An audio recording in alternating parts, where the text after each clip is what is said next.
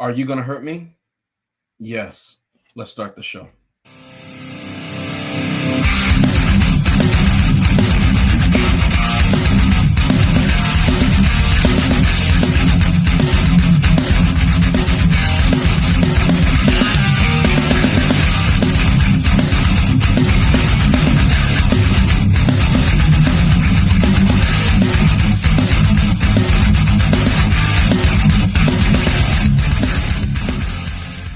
Here we have two people.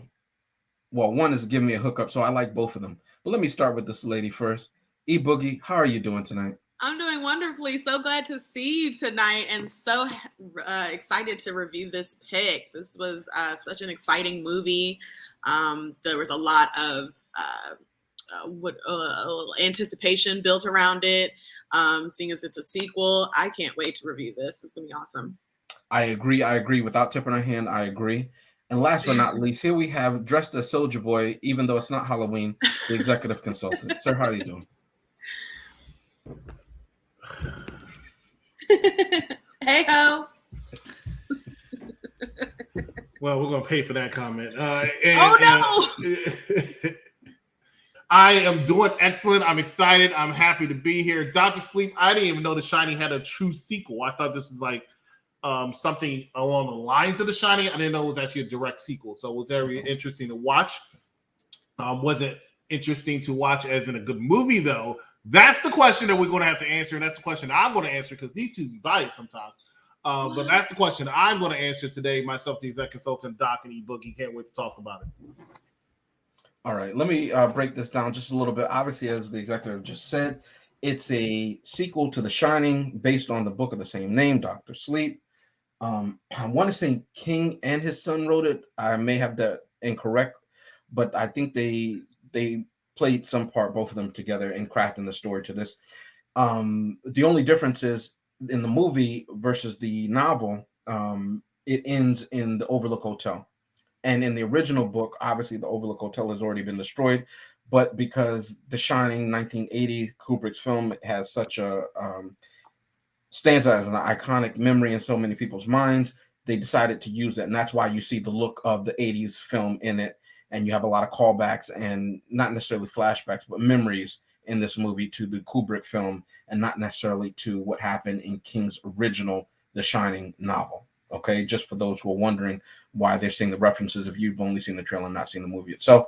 But it basically takes place 30 some odd years later as an now adult Danny Torrance, and it really broadens the world of those who shine.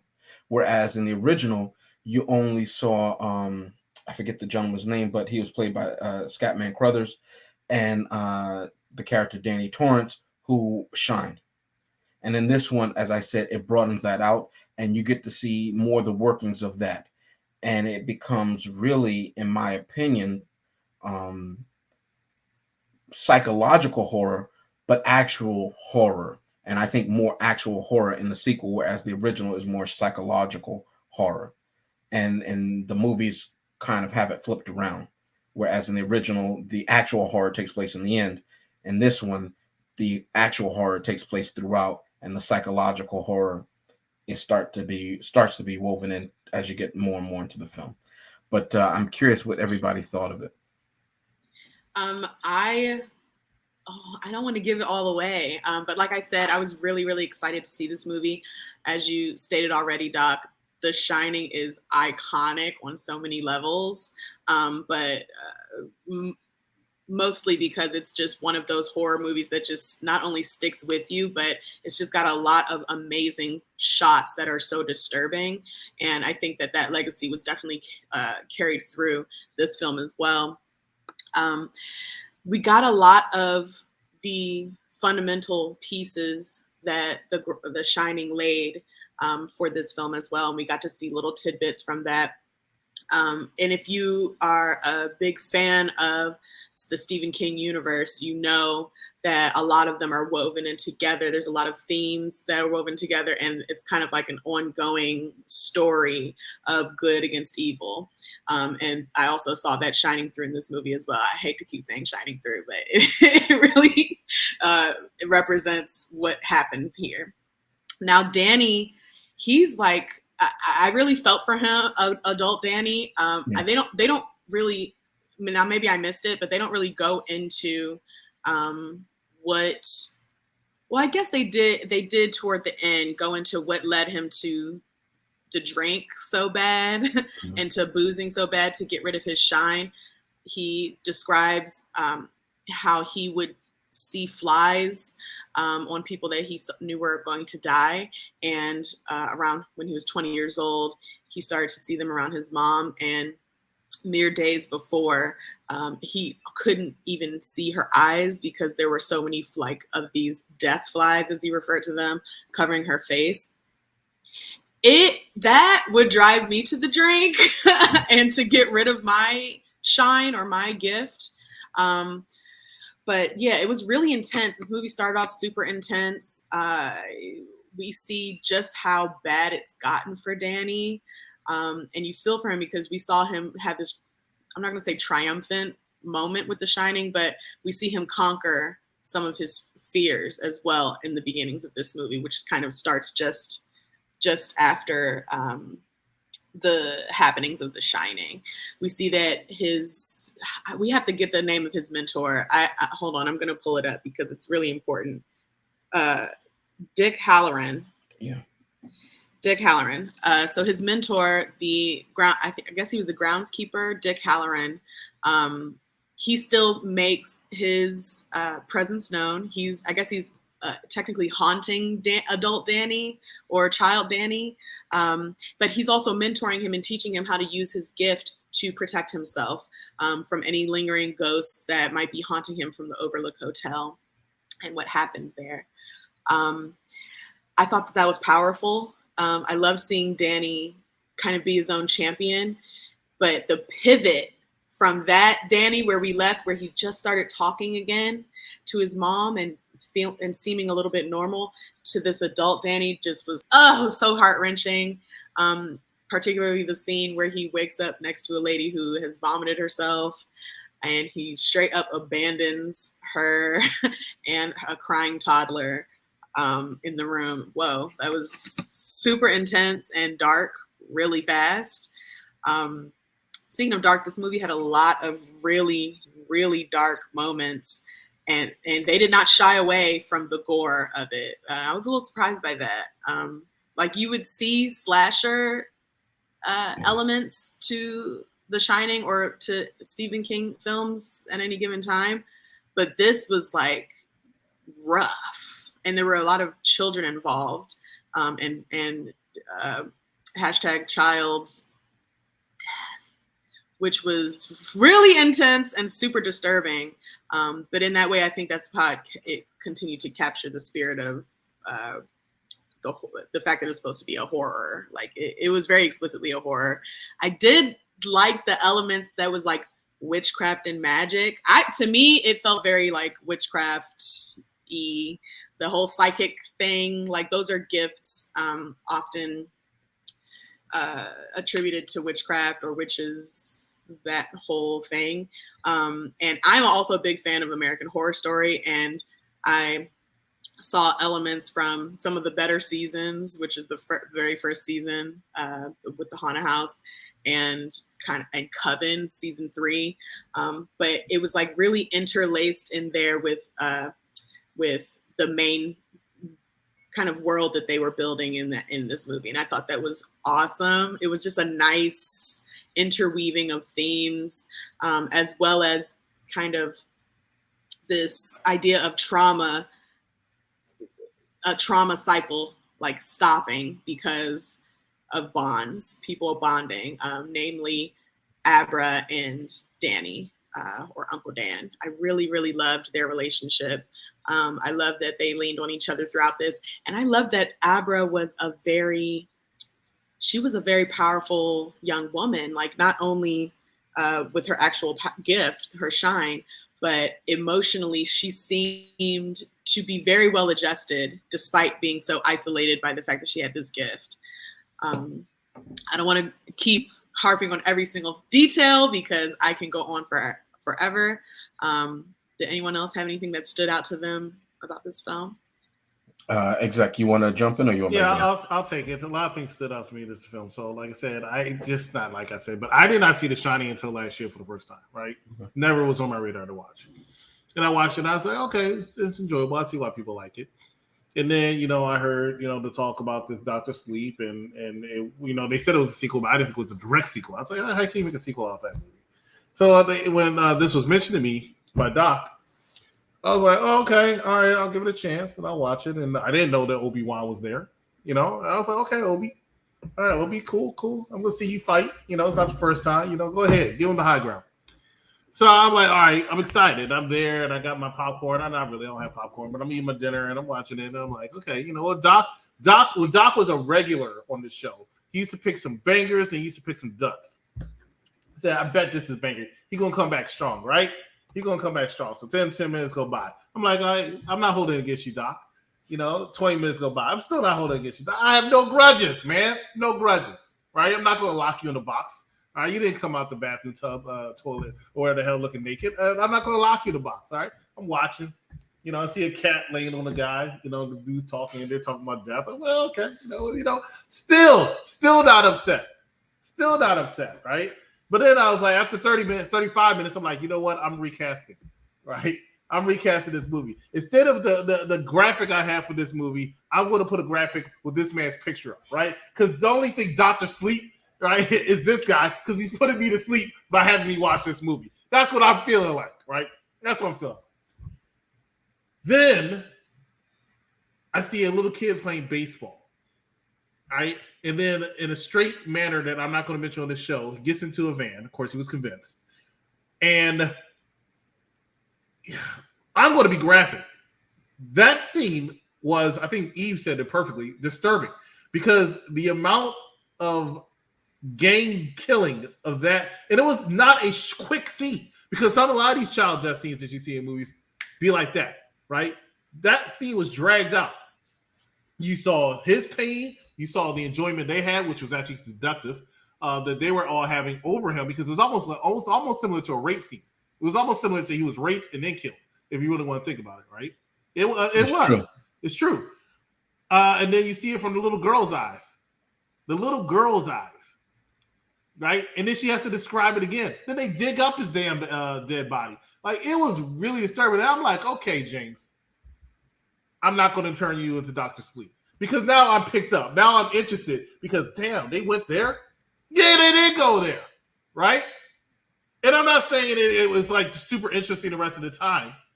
There was some scenes I'm like, oh, okay, all right, let's get to the action, right? But I want to shout out my favorite character. I bet you don't know who my favorite character is in this movie. Was it Danny's friend? No. I know who it was. I respected him, though, but no. Who was it, Eve? I'm going to say Crow. No, it was Rose. I love Rose in this movie. I thought that's too obvious. That was too obvious. Come on. But you didn't say it. We thought you were gonna pick somebody that's not a main. No, I had to pick. Go ahead. Rose. My bad. Go ahead. Rose was a scene stealer. She was very good in this movie. I loved her. I didn't like her killing a little kid. Oh damn! Oh damn! That's all I can think of when I see her. Oh damn, Danny. What is that from again? She kept calling Danny. Go ahead. She kept calling him handsome. Yeah, when she was getting his steam, and she was describing. She's like, even at your age, it tastes so good, or something like that. She was like, "Damn, Danny, damn!" I was like, "It was another rape scene." That's how they played it. I mean, I hate to go there, but it was another rape scene practically. The way she was doing it, the way she. I mean, I can see why. It was. I hate to say it's funny, but it's funny, right? Where not that scene, but it was funny how when her posse got killed, right? I should know her posse was getting killed because they kept her behind. Her posse got killed, and she was like, "Oh, you little B word," right? And then she opened up the refrigerator and just like, "Okay, you know what? I'm getting high as shit here, and I'm going to go there. I'm gonna F you up," and that's what she did. But she went there, and if Crow told her to stay behind because she can make you out, and you might not be a match her and stuff like that. But when she was high as hell, she was whooping all types of ass in that thing. That he had to unleash the coffins, unleash the demons, right? If you were going to say the demons were UPRE movies that we reviewed, What's a couple of C and Vicks picks? Casper was put out there. No, Casper, you shut your mouth. Jingle All the Way. The Holiday Classic. What was that Steve Austin movie that Big had us do that one time? See No Evil? No, that's not it. See No Evil was good. What does he do? It was a Stone Cold. I don't remember. No Evil. I fell asleep. That's what he put. That was the true Dr. Sleep, right? Yeah. Oh, don't forget the Batman. No, Street Fighter: The Legend of Chun-Li. Oh, Street Fighter: Legend Chun-Li, the Batman, no. all these movies, right? Here we go. The Batman was cool. Here we go. Right? The Batman was good. That's like me. That's like me. I'm over here. I'm beating somebody's ass, and then they say, "Here's the Batman for you," and I would have died. I would have turned into dust too. That's what's gonna happen. Steam. Are you gonna hyperventilate like Granddad did when the Batman comes? That actor is so disturbing. He is actually supporting podcast. Calm down. He's podcast. I need to see more of his work, but I've only seen these two. Both were Stephen King movies, so it's hard not to be typecast. What was the other one that you watch any movie or TV show he's in? He plays the same kind of character. So I was gonna an older man? No, a creepy dude. Oh, okay. You're not going to see him. You're not going to see him romancing a leading lady. You're not going to see it happen. Maybe in like Cyrano or something. I want you to get your point across, and I want to ask James. So he was in the movie I was thinking about picking, but I thought it might be too edgy for us to review. Although we were doing this movie, but I just thought it might be a little bit too intense subject wise. But it's called Gerald's Game, and it's a Stephen King movie. It's really good, and there's actually two actors from this film that were in that. The guy who led the AA meeting in the beginning is in that. That's Gerald. Brian. He played Christopher Pike. Chris in Star Trek 2009. Yes, I think that sounds right. Yeah. And then the older, the granddad or whatever, he plays someone in that movie. I'm not going to say who. He plays an older man, as Chris says. He doesn't a convict. He plays a convict. The 15-year-old teenager. He's not. 15-year-old teenager who had the powers of. Well, Gerald's Game came out years ago, right? Snake by Andy. Gerald's Game came out around the same time as the year as this, I think, nearly. Maybe a year before. Oh, really? She was an evil little brat, wasn't she? She made the only good guy kill himself. So in the book, her character was actually in her early 30s, and she was in a relationship with another member of the group. Yeah. Well, you know what? She looked like she was in her 30s. It was alluded that she had been molested, which is why she had this weird thing about men. Yeah, and that makes sense. I automatically developed my own backstory. You may have been confused. It's my pick, but I didn't speak yet. But anyway, Chris, thank you so much. 30 minutes, you said, right? I think Ian and Chris brought up, all joking aside, Ian and Chris brought up a lot of great points. I'm going to add Violet in there too. Even though they don't show exactly what happened, I thought it was very effective.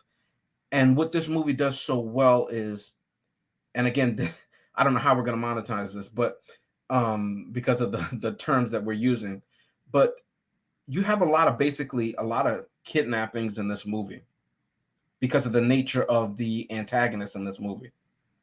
Okay.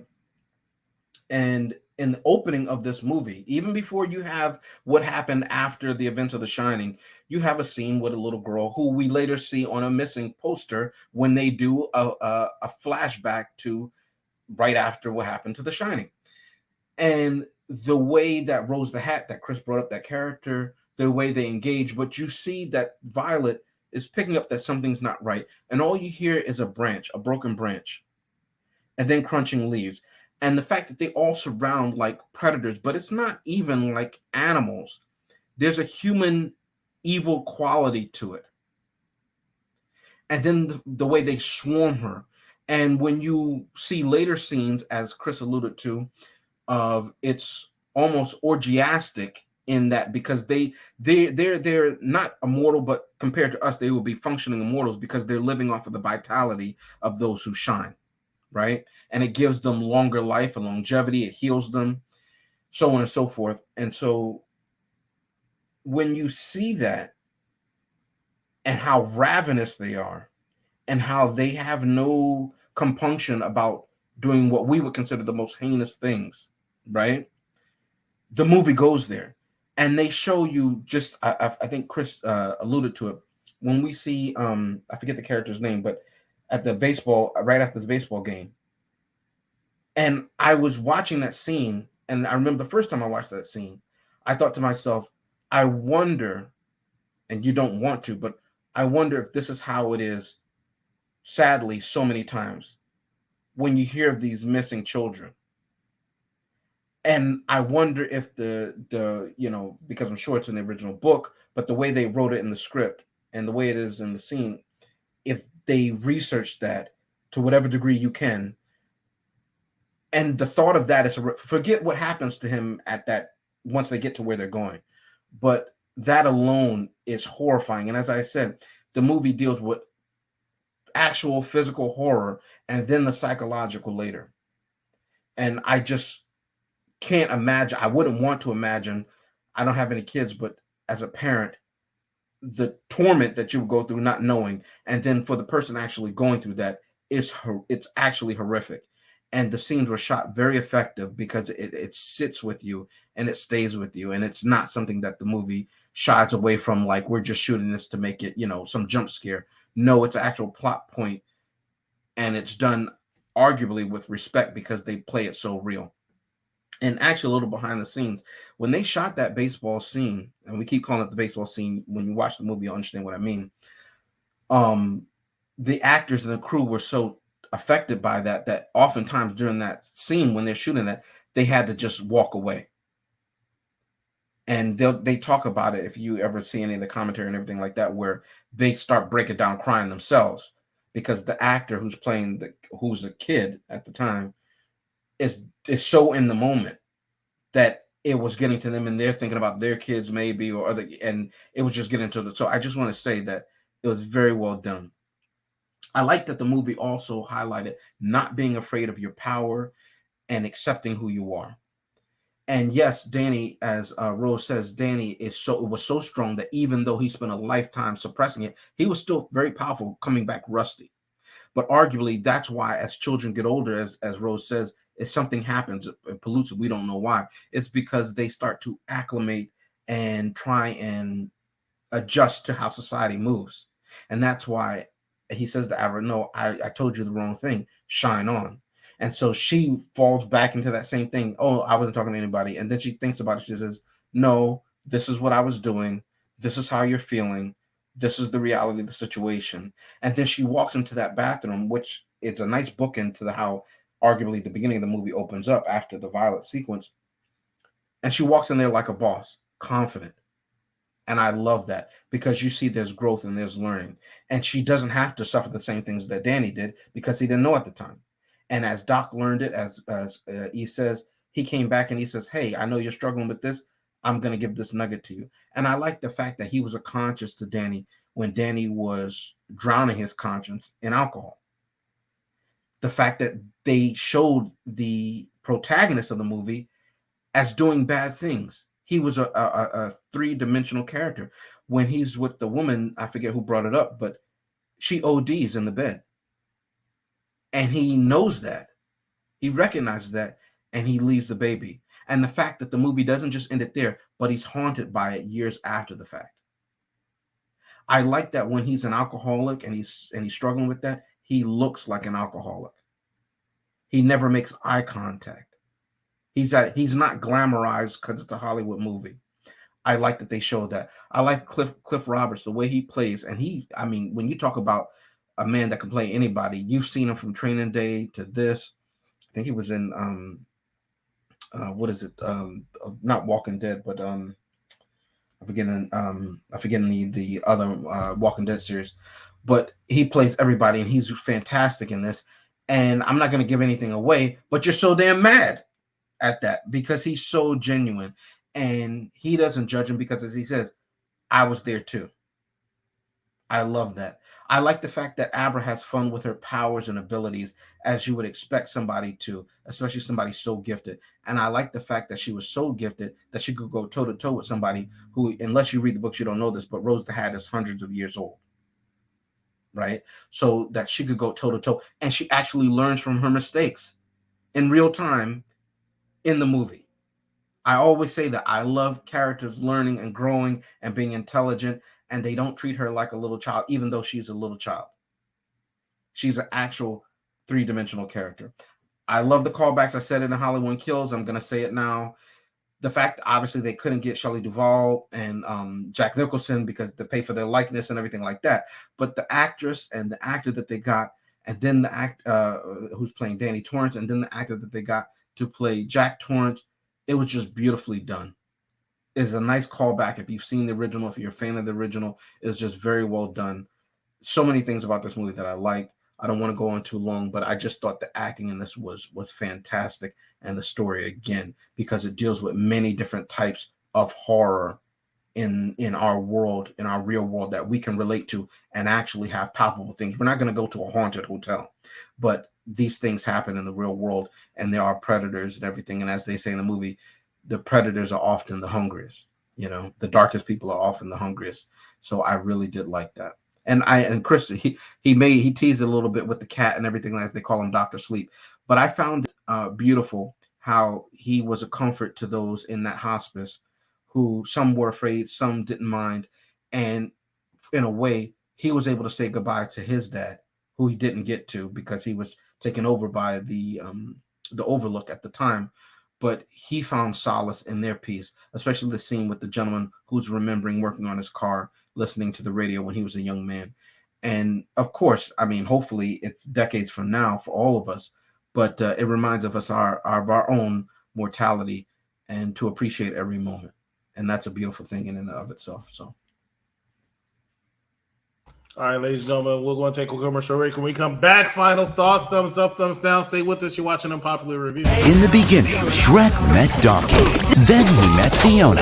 Then he met the parents. And Puss in Boots. Now, this kingdom needs a new king. With soft and bouncy hair. It's Shrek the Third. Never fear, Donkey's here. With more villain, more romance. I gotta go. More danger. Everybody stay calm. We're all gonna die. Avast, cookie. DreamWorks Shrek the Third. Rob Reiner and Stephen King want to be the first to wish you a Merry Christmas and a safe and sane holiday season. But for novelist Paul Sheldon, it won't be very merry at all. He's spending Christmas in bed. There is nothing to worry about. You're gonna be just fine. I'm your #1 fan. Whatever you're thinking about doing, please don't do it. It's for the best. Misery. All right, ladies and gentlemen, join us on Tuesday as we continue the Shrek franchise with Shrek 3, and next Thursday as we talk about Misery as part of our Stephen King novels turned into movies. But tonight, we're talking about Doc's pick, which is none other than Dr. Sleep. Final segment. All right, I'll go first, if y'all don't mind. Obviously, I'm going to give this a thumbs up. It's well-deserved. I thought it was a great movie. Chris, as you know, is a known hater, so that's why he had to slam the first half of this movie. The only person who hates more than Chris is Bad Guy Jack. Now, I would love to show a picture. I'll show that at the end, but it's very funny because I went to Comic-Con recently, and I saw somebody who had a great Daredevil costume along with the Spider-Man Homecoming costume. And Spider-Man, Bad Guy Jack, was hating on the costumes. And then he went to Brooklyn Comic-Con, and he's dressed up as Homer Simpson, who I thought at first. And then I realized it was Cyclops from the 90s X-Men. And he wanted to talk about Daredevil's costume being accurate. So I just want to say that Chris is a hater, but there are tiers to this. And salute to you, Bad Guy Jack, wherever you are. Levels to this. Okay. So this movie for me is definitely a thumbs up. It's one of the few sequels that works and on multiple levels and is well cast. And it really does set the standard for me for sequels. Excellent job to the director, really honoring the original subject matter as well as the style of the previous film. And yeah. Oh, and that young actor, the baseball player, is Jacob Tremblay.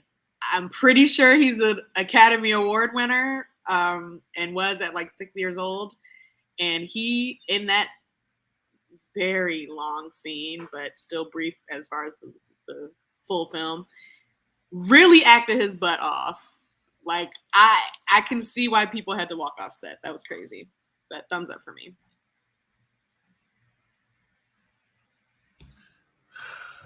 Well, let me just tell you, Dr. Sleep just definitely earned this title. I don't want to sound like I'm a hater, because I'm not a hater. I give credit where credit's due.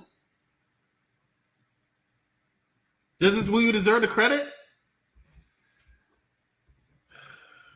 Let me look. Let's see. Shining got a thumbs up. The Batman got a thumbs down. I mean, it's a hard berry. Gets a thumbs up. I mean, I liked it. It was a good movie. I enjoyed it. It took some tones that I wasn't expecting, and I like the scenes. And Rose is good. I love Rose. Rose gets a thumbs up just for herself. Damn. Yeah. Damn. Yeah. You taste great, Danny. Damn, Danny. That's exactly what she would have said to me. All right, but make sure that you are paying attention to all Popular Review Entertainment here on our YouTube channels. We have a lot going on for you. A Shrek right now, franchise almost over, going to our new franchise, as well as another month full of movies. Looking forward to that. So, Doc, you can take us home, man. It's been a while. I'm so tempted because I also am a hater to put up these pictures. Chris, you can edit this out. Put them up. That was me. You see, look at that. Even with the jacket. Okay. Now, do you know what Bad Guy Jack said? Daredevil wears gloves. He missed the gloves. He commented this underneath my post that I posted. That I thought the costumes they were fantastic. They were fantastic. And then on that. Yeah, he said he didn't have gloves on. That's what he said. Not oh wow, it's a movie quality costume. He even has the raincoat on from Spider-Man: Homecoming. Nothing like that. But let's cut to Bad Guy Jack for a moment. I'm sorry. Now, sir, Ooh. are we going to be talking about how people look in costumes? How dare you? Let's be respectful. But anyway, shout out to you because he did go to Double Comic-Con. I am jealous of that. He had fun. He always has fun. And I'm glad he did. All joking aside, it's all geek love. But stop hating underneath my post, sir. Just double tap it and like the post. But stop hating on people's costume. Not for nothing. Why didn't you get a picture of E's costume at the MegaCon event that she went to a couple weeks ago? It's called Awesome I don't think Con, I follow you on that. Awesome I did Con, see you. MegaCon, Weren't you that you were there with Awesome event. Con, and I saw a Catwoman there as well, and I wasn't sure. I wanted to. I wasn't in garb. I saw I went very last minute. I saw you walking with Bad Guy Jack. And then I saw somebody cut in front of the camera who was dressed as, I guess, Selena Kyle. Yeah, that was and I suspected I knew who that was. You did. Now, it could if I do know them, it can only be one person. Now she can't. If it's the same person, she can't pick movies for a damn. But she will dress like a cat. She was so cute. Ron was so cute that day too. I'm so surprised by this. Cat. She'll dress like a cat at the drop of a feather. But my God, don't let her pick a movie. Because if you want good sleep, let her pick a movie. But don't pay for it. That's all. This is coming from Dr. Sleep. So to watch 2C movies and call her in the morning. All right, ladies, so thank you so much for watching us here on Popular Review. Whose idea was it to see Chung Lee? Was it yours or was it Alex's? And we will see you next Chris, time. hold on, wait, no, seriously. All joking aside, I have a serious announcement, please. Sure, go ahead. If there's anybody watching who has The Shining, can you find Daniel? Please tell him we're looking for him. Please find Daniel.